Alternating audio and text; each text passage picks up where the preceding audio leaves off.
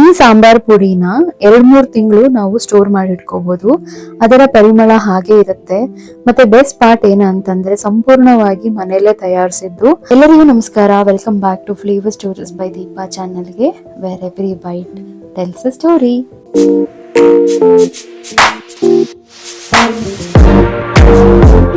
ಸಾಂಬಾರ್ ಪುಡಿ ಮಾಡೋಕೆ ಮೆಷರ್ಮೆಂಟ್ ತುಂಬಾನೇ ಇಂಪಾರ್ಟೆಂಟ್. ಹಾಗೆ ನಿಮ್ಗೆ ಎಷ್ಟು ಕ್ವಾಂಟಿಟಿಯಲ್ಲಿ ಬೇಕು ಅನ್ನೋದು ಕೂಡ ಡಿಪೆಂಡ್ ಆಗುತ್ತೆ. ನಾನಿಲ್ಲಿ ಮೀಡಿಯಂ ಸೈಜಿನ ಗ್ಲಾಸ್ನ ಉಪಯೋಗಿಸ್ತಾ ಇದ್ದೀನಿ. ಅದರಲ್ಲಿ 2.5 ಗ್ಲಾಸ್ ಅಷ್ಟು ಧನಿಯಾ ಹಾಕೊಂಡಿದ್ದೀನಿ. ಕರಿಬೇವನ್ನ 1 ಇಡಿ ತಗೊಂಡಿದ್ದೀನಿ. ಕೈಯಲ್ಲಿ ಹಿಂಗೆ ಇಟ್ಕೊಂಡ್ರೆ 1 ಇಡಿ ಬರ್ತಿದೆ. ಕರಿಬೇವು ಹಾಗೂ ಧನಿಯಾನ ಡ್ರೈ ಆಗಿ ಹುರ್ಕೊಬೇಕು. ಲೋ ಫ್ಲೇಮಲ್ಲೇ ಹುರ್ಕೋಬೇಕು. ಇದನ್ನ ಸೀದೋಗ್ದಿರ ನೋಡ್ಕೊಳ್ಳಿ.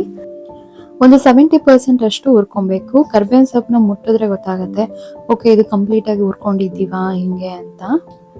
ಕರ್ಬೇವು ಸೊಪ್ಪನ್ನ ಹೀಗೆ ಪುಡಿ ಮಾಡಿದ್ರೆ ನೋಡಿ, ಹೀಗೆ ಪುಡಿ ಮಾಡ್ತಿದ್ರೆ ಎಲ್ಲಾನು ಆರಾಮಾಗಿ ಪುಡಿ ಆಗ್ತಿದೆ. ಸೊ ಇವಾಗ ಕಂಪ್ಲೀಟ್ ಆಗಿದೆ ಅಂತ.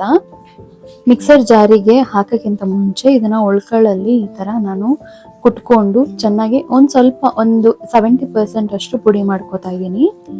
ಈ ಪ್ರಾಸೆಸ್ ಮಾಡೋದ್ರಿಂದ ಮಿಕ್ಸಿ ಜಾರಲ್ಲಿರೋ ಬ್ಲೇಡ್ ಕೂಡ ಹಾಳಾಗೋದಿಲ್ಲ. ಕಡಲೆಬೇಳೆ ಮೆಷರ್ಮೆಂಟ್ಗೆ ಈ ಚಿಕ್ಕ ಗ್ಲಾಸ್ ನ ಬಳಸಿದ್ದೀನಿ.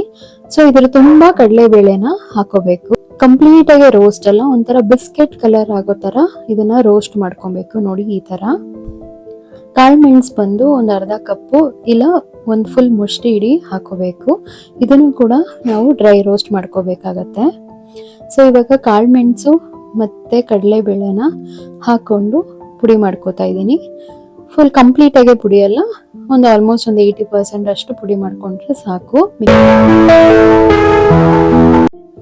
ಕಡಲೆಬೇಳೆ ತಗೊಂಡಿರೋ ಪ್ರಮಾಣದಲ್ಲೇನೆ ಉದ್ದಿನ ಬೇಳೆ ಕೂಡ ತಗೊಂಡಿದ್ದೀನಿ. ಸೇಮ್ ಗ್ಲಾಸ್ ಅಲ್ಲೇ ಉದ್ದಿನ ಬೇಳೆ ತಗೊಂಡಿದ್ದೀನಿ. ಇದನ್ನು ಕೂಡ ಹುರ್ಕೊಬೇಕು. ಸೊ ಇದು ಕೂಡ ಒಂದು ಬಿಸ್ಕೆಟ್ ಕಲರ್ ಬರೋ ತನಕ ಹುರ್ಕೊಳ್ಳಿ. ಎಲ್ಲಾನು ಒಂದೇ ಸತಿ ಹಾಕೊಂಡು ಪುಡಿ ಮಾಡ್ಕೋಬಹುದು. ನಾನು ನಮ್ಮ ಅಮ್ಮನಿಗೆ ಹೆಲ್ಪ್ ಮಾಡ್ತಾ ಇದ್ದೀನಿ. ಅವರು ಮಸಾಲೆಗಳನ್ನೆಲ್ಲ ಹುರ್ಕೋತಿದ್ದಾರೆ. ನಾನು ಅವರಿಗೆ ಈ ತರ ಒಳ್ಕಳಲ್ಲಿ ಎಲ್ಲಾನು ಪುಡಿ ಮಾಡಿ ಕೊಡ್ತಾ ಇದ್ದೀನಿ. ಒಂದು ಫುಲ್ ಕಂಪ್ಲೀಟ್ ಕೊಬ್ಬರಿನ ತಗೊಂಡಿದ್ದೀನಿ.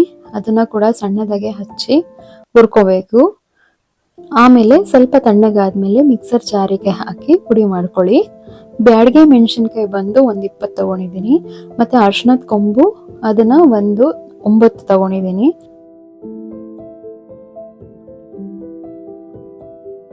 ಸಾಂಬಾರ್ ಪುಡಿಯಲ್ಲಿ ಅರಿಶಿನ ಯೂಸ್ ಮಾಡೋದ್ರಿಂದ ಕಲರು, ಟೇಸ್ಟು, ಹೆಲ್ತ್ಗೆ ಒಳ್ಳೇದು. ಕಲರೇ ಬಂದು ಒಂದು ಗೋಲ್ಡನ್ ಯೆಲ್ಲೋ ಶೇಡ್ ಕೊಡುತ್ತೆ.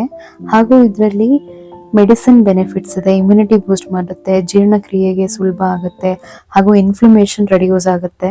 ಅರಿಶಿನದ ಕೊಂಬಿಲ್ಲ ಅಂತಂದ್ರೆ ಒಂದು 2 to 3 ಟೇಬಲ್ ಸ್ಪೂನ್ ಅಷ್ಟು ಅರಿಶಿನದ ಪುಡಿ ಕೂಡ ಯೂಸ್ ಮಾಡಬಹುದು. ಇದನ್ನ ಕೂಡ ಒಂದು 80% ಅಷ್ಟು ಪುಡಿ ಮಾಡ್ಕೊಂತ ಇದ್ದೀನಿ.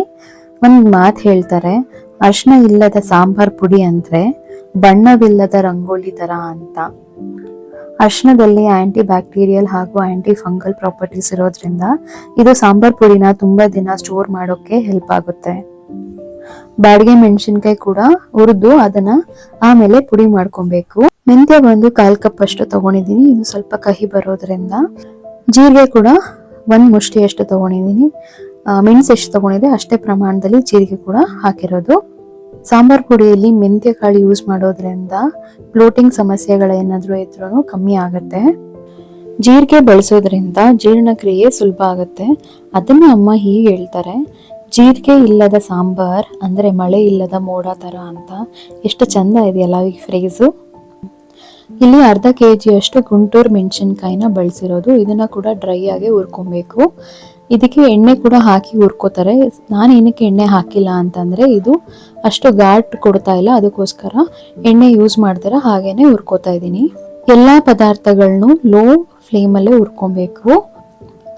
ಸೊ ಇವಾಗ ಮೆಣಸಿನ್ಕಾಯಿ ಕೂಡ ನಾನು ಒಳ್ಕಲಲ್ಲಿ ಹಾಕೊಂಡು ಕುಟ್ಕೋತಾ ಇದ್ದೀನಿ.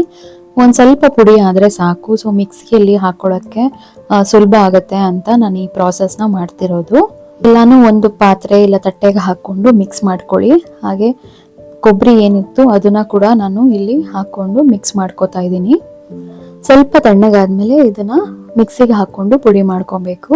ಹಾಗೆ ಎಲ್ಲಾನು ಒಂದೇ ಸತಿ ಹಾಕೊಂಡು ಪುಡಿ ಮಾಡ್ಕೊಂಬಿಡಿ. ಬಿಕಾಸ್ ಸಾಂಬಾರ್ ಪುಡಿ ನಾವು ಮಿಕ್ಸಿಯಲ್ಲಿ ಪುಡಿ ಮಾಡಬೇಕಾದ್ರೆ ಅದು ಹೀಟ್ ಆಗಬಾರ್ದು. ಹೀಟ್ ಆದರೆ ಕಹಿ ಬಂದ್ಬಿಡುತ್ತೆ. ಸೊ ಗ್ಯಾಪ್ ಕೊಡಿ, ಒಂದೆರಡು ಸತಿ ಹಾಕೊಂಡ್ರ ಮತ್ತೆ ಒಂದು ಸ್ವಲ್ಪ ಗ್ಯಾಪ್ ಕೊಟ್ಬಿಟ್ಟು ಇನ್ನೊಂದ್ಸತಿ ಹಾಕೊಳ್ಳಿ. ನಾವು ಇದನ್ನ ಒಂದು 15 ನಿಮಿಷ ಗ್ಯಾಪ್ ಕೊಟ್ಬಿಟ್ಟು ಹಾಕೊಂಡಿದ್ದೀವಿ. ಸೊ ಫಸ್ಟ್ ಟೈಮ್ ಪುಡಿ ಮಾಡಿದಾಗ ಅಷ್ಟು ಸ್ಮೂತಾಗಿ ಬಂದಿರಲಿಲ್ಲ. ಸೊ ಅದಕ್ಕೆ ಇನ್ನೊಂದ್ಸತಿ ಕೂಡ ಪುಡಿ ಮಾಡ್ಕೊಂಡಿದ್ದೀವಿ.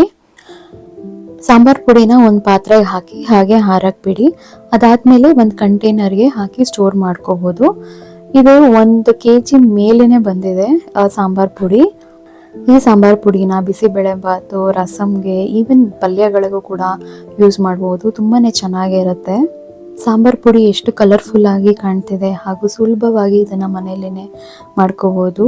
ಈ ರೆಸಿಪಿ ನಿಮ್ಗೆ ಇಷ್ಟ ಆಗಿದೆ ಅನ್ಕೊಂತೀನಿ. ನೀವೇನಾದರೂ ಫಸ್ಟ್ ಟೈಮ್ ನನ್ನ ಚಾನಲ್ನ ನೋಡ್ತಿದ್ರೆ ಸಬ್ಸ್ಕ್ರೈಬ್ ಮಾಡ್ಕೊಳ್ಳಿ ಹಾಗೂ ನಿಮ್ಮ ಫ್ಯಾಮಿಲಿ ಫ್ರೆಂಡ್ಸಿಗೆ ಈ ವಿಡಿಯೋನ ಶೇರ್ ಮಾಡಿ.